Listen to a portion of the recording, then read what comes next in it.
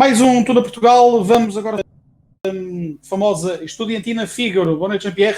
Boa noite, Ricardo. Boa noite a todos. Noite. O que é que foi a Estudiantina Fígaro? Bem, a Estudiantina Fígaro foi, na verdade, um verdadeiro fenómeno, não é? Ela surge ali entre março e abril de 1878.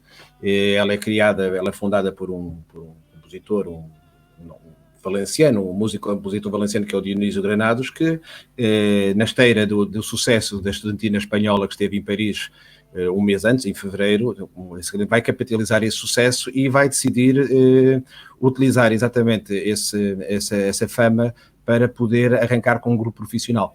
Não são novidades os grupos profissionais, as estudantinas profissionais, embora possamos dizer que a Fígaro foi o catalisador desses grupos, porque existia a Estudantina do Senhor Mas, a famosa Trupe Gounod, que nós repertoriámos cá em Portugal, a Estudantina dos Irmãos Antunes no Porto. Ou seja, na verdade, o que é a Estudantina Fígaro, como grupo profissional que vai diferenciar-se exatamente porque vai utilizar a imagem estudantil a seu favor, não sendo uma tuna estudantil, mas uma tuna civil, vai capitalizar isso e é isso que a vai tornar extremamente famosa depois da sua passagem por Portugal, nomeadamente.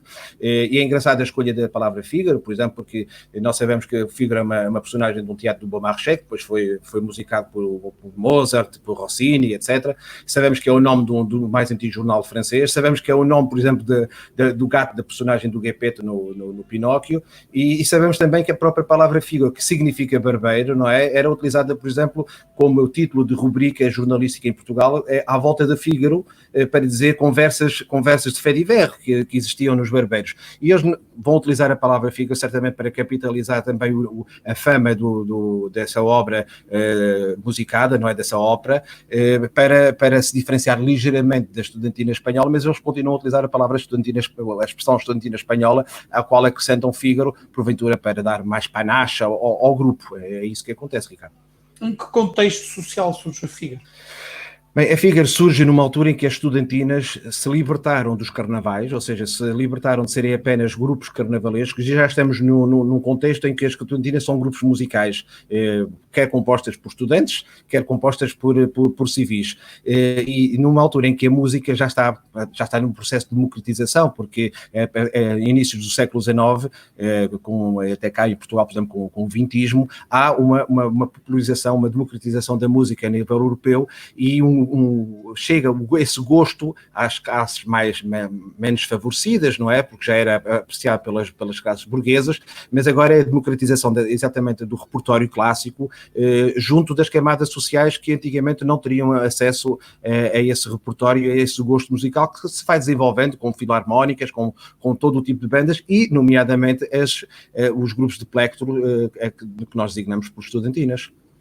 Que tipo de repertório que a Estudantina Fígaro apresentava? A Estudantina Fígaro apresenta um repertório nomeadamente, especialmente clássico. Aliás, quando o Dionísio Granados funda esse seu grupo, dizem que supostamente fundado num grupo anterior que ele já teria, que já existiria em 1874, que ele teria fundado, com alguns músicos. Ele, na verdade, vai escolher um repertório clássico porque as pessoas de quem ele se vai rodear, inicialmente são 20 os elementos que criam a Estudantina Fígaro em Madrid, são pessoas que estão ligadas ao conservatório ou que têm algum jeito para a música, logo vão buscar o repertório que está em voga, não é? Que sabem que vai agradar quer a gregos e a troianos, às classes sociais mais beneficiadas, mas também que vão agradar, e por isso é que também há a introdução de algumas zarzuelas, de algum repertório mais folclórico a entremear com o repertório mais clássico, mas fundamentalmente são essas as peças que existem, obviamente instrumentais, porque o formato das estudantinas na altura eram grupos instrumentais, não é? Não se cantava. A Fígaro, tanto quanto sei, percorreu praticamente o mundo inteiro. Queres-me falar sobre isso? É verdade, nós sabemos que depois da sua passagem por Portugal, onde ela se estreia, não é? Logo ali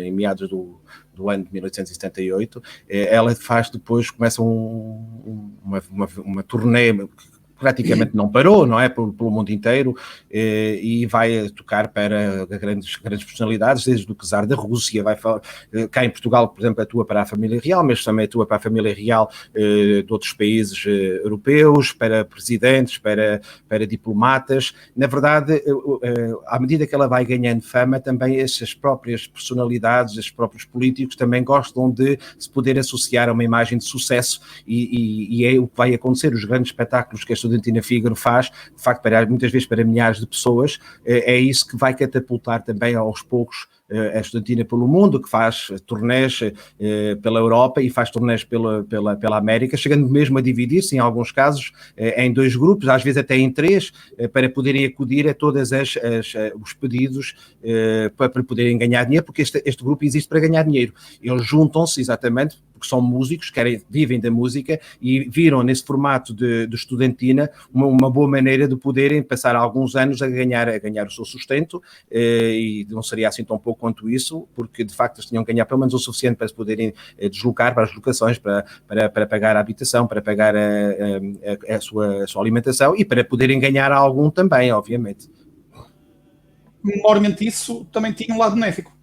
Ou beneficiante. Sim, mas menos. Nós temos tendência a achar que fariam mas não, era muito mais raro do que aquilo que nós pensaríamos, do que acontece, por exemplo, com as estudantinas estudantis, não é? Em que nós as vemos muitas vezes a acudir para ajudar a vítimas de incêndios, a vítimas de cheias, a vítimas de guerra, não é? Mas a Estudantina Fígaro é muito raro fazer espetáculos beneficentes, e quando os faz, há sempre um interesse por trás, porque, na verdade, uma estudantina que se apresenta para fazer um espetáculo beneficente ganha uma certa moral, uma certa áurea, não é? De ser uns tipos porreiros, mas são raros.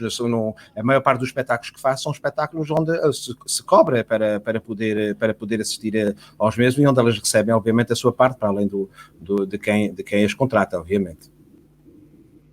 Aqui em Portugal, a Estudantina Fígaro esteve em 1868 em que cidades? Olha, ela esteve em Lisboa, onde ela está praticamente radicada quase o tempo todo. Ela chega cá a 27 de maio, a sua estreia é 27 de maio de 78, e está cá 2 meses, vai até dia 31 de julho, que é quando se lhe perde o rastro em Portugal, provavelmente será o último espetáculo. Por isso ela está cá 2 meses, dá 70 espetáculos, chega a haver mais do que um espetáculo por dia. Ela vai estar cá em Lisboa, fundamentalmente no Teatro Apolo, no Teatro da Rua dos Condes e no Teatro dos Recreios, que é a sua sede, porque ela vem, na verdade, a acompanhar uma companhia de zarzuela, faz ali um dos entreatos ou os finais dessas apresentações. Depois dá um saltinho em direção ao Porto, e pelo caminho passa por Coimbra. Estamos aqui a falar em junho, está bem? Ela está ali em Coimbra, se não me engano, 11, 12 de junho vai até ao Teatro São Luís, depois está no Teatro Baquê no Porto, esse teatro que foi destruído por um grande incêndio em 1888, e que tantas estudantinas no Porto depois até andaram a fazer espetáculos para angariar fundos para as famílias das vítimas poderem sobreviver, não é? Está no teatro, no Palácio de Cristal, onde dá, por exemplo, um concerto para 3 ou 4 mil pessoas, e que foi um sucesso, e depois diz que até o lucro foi de 604 reis, não sei quanto seria no câmbio atual, e aproveita para dar também um saltinho a Braga, onde está no dia 18 de junho, e também dá lá 1 ou 2 espetáculos em Braga, mas depois regressa a Lisboa, onde está até a final. 10 anos antes da Tuna Compostelana ir a Braga. Exatamente, 10 anos antes. Curiosamente. É curioso, aproveitam mais ou menos estas alturas, não é? Embora a Tuna Compostelana venha cá por alturas do Carnaval, e esta não acaba por não fazer, mas o sucesso é retumbante, maior. Poderíamos dizer, e tu sabes isso tão bem quanto eu, maior o da Tuna Compostelana em Portugal, por uma razão muito simples, é que a Tuna Compostelana já era conhecida, e a Estudantina Fígaro, quando chega a Portugal, é uma ilustre anónima, uma ilustre desconhecida, e é cá em Portugal que começa a ganhar e a capitalizar a sua fama, porque o facto dela ir a Braga e de ir a Coimbra e de ir ao Porto é porque ela é convidada, porque está a ter sucesso em Lisboa, e então o seu manager, o Dom Juan Molina, é que arranja a maneira de a poder também levar a outros pontos do nosso país, e a partir daí capitalizar para poder então arranjar contratos para poder ir a outros países da Europa, onde depois não para, não é? Porque ela até 1825 e alguns dos seus elementos vão transitar para a Estudantina Pignatelli, até essa altura ela não para, ela está em todo lado, se assim quisermos dizer, é mesmo um fenómeno transversal, como tu costumavas até falar até na emissão do Tunísia, é verdadeiramente um fenómeno transversal. E o que é que distingue a Estudantina Figaro, então, de todas as outras parecidas ou, pelo menos, sucedâneas ou similares que existiam na época? Nós poderíamos dizer que uma das coisas que a distingue, ou que terá forçosamente que a distinguir, é a sua qualidade musical. Não poderia ser de outra maneira. Ninguém iria convidar, pegar bilhete para ouvir uma coisa amadora, sem a qualidade que o justificasse. Por isso, sabemos que são músicos virtuosos, são 22 aqueles que estão cá em Portugal durante 2 meses. Sabemos Qual era depois, a instrumentação, sabes? a instrumentação é basicamente as guitarras, as bandúrrias, bandolins, haverá uma outra pandeireta, mas não era o essencial, porque de facto o repertório deles não era um repertório de calha, não era um repertório de salão, fundamentalmente. Eles não temos ideia da Fígaro fazer grandes passacalhas, por isso andava à volta disso. Porventura uma outra flauta ligeira, mas também não há grandes indícios de que assim fosse. Fundamentalmente cordofones, claro, porque é a base dos grupos de plectro, não é?